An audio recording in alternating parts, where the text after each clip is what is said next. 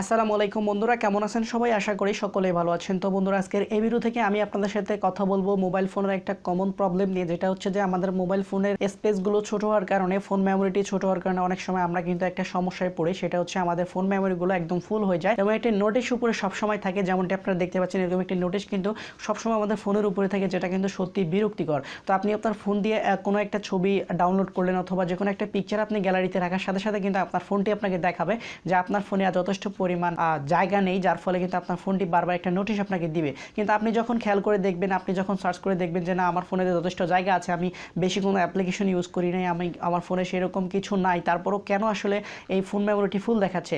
তো এই ফোন মেমোরিটি ফুল দেখানোর পিছিয়ে কিছু কারণ আছে এবং আজকে ভিডিওতে দেখাবো যে আসলে কোন কারণে আপনাদের এই ফোন মেমোরিটি ফুল দেখাচ্ছে, এবং একটা ট্রিক্স শিখিয়ে দিব যে ট্রিক্স যদি আপনি সবসময় ইউজ করেন তাহলে অবশ্যই আর এই সমস্যাটি কখনো আপনাকে পোহাইতে হবে না। আপনার ফোন আর কখনোই মেমোরি ফুল হবে না, বা মোবাইলটি আর কখনো কিন্তু আপনার হ্যাং করবে না ফোন মেমোরি ফুল হওয়ার কারণে। তো তার আগে বলে দিচ্ছি, আপনি যদি আমার চ্যানেলে নতুন হয়ে থাকেন তাহলে অবশ্যই চ্যানেলটিকে সাবস্ক্রাইব করবেন, আর যদি অলরেডি সাবস্ক্রাইব করে থাকেন তাহলে থ্যাংক ইউ সো মাচ। তো বন্ধুরা, চলুন শুরু করি আজকের ভিডিও।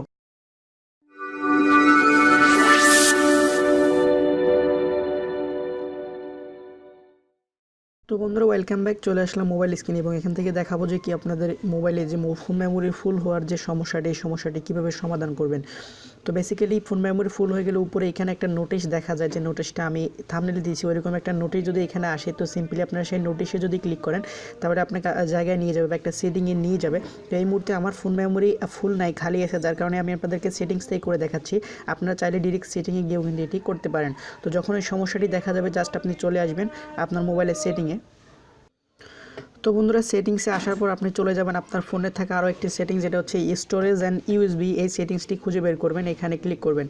দেন এখানে ক্লিক করার পর আপনাকে যা করতে হবে, এই যে দেখতে পাচ্ছেন ইন্টারনাল স্টোর এবং এসডি কার্ড।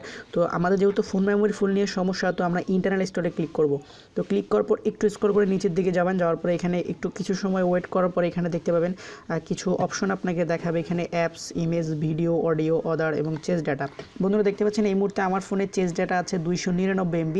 তো আপনি যখন ফার্স্ট টাইম এটা করবেন, হয়তো আপনার এখানে 1 GB 2 GB পর্যন্ত এখানে চেস ডাটা হয়ে থাকে। যাদের ফোন মেমোরি বড় তারা দেখবেন যে অনেক বেশি চেস ডাটা হয়ে থাকে, যার কারণে আপনার ফোন মেমোরিতে কিছু না থাকা সত্ত্বেও কিন্তু ফোন মেমোরিটি একদম ফুল দেখায়, বা কোনো একটা পিকচার নেওয়ার পরে বা একটা ছবি নেওয়ার পরে কিন্তু আপনার ফোন মেমোরি একদম ফুল হয়ে যায় এবং ওই সমস্যাটি দেখায়। তো এখানে যদি আপনি প্রতিদিন এই চেস ডাটাগুলো একদম ক্লিয়ার করে দেন তাহলে কিন্তু আপনার এই সমস্যাটি আর থাকবে না। তো চেস ডাটা ক্লিক করার জন্য জাস্ট এখানে ক্লিক করে ওকেতে ক্লিক করলে কিন্তু চেস ডাটা একদম ক্লিয়ার হয়ে যাবে এবং আপনার ফোন মেমোরিটি কিন্তু অনেকাংশে কমে যাবে। দেখতে পাচ্ছেন এই মুহূর্তে আমার ফোনের যে চেস ডাটা সেটা হচ্ছে 1.4 MB, মানে খুবই কম।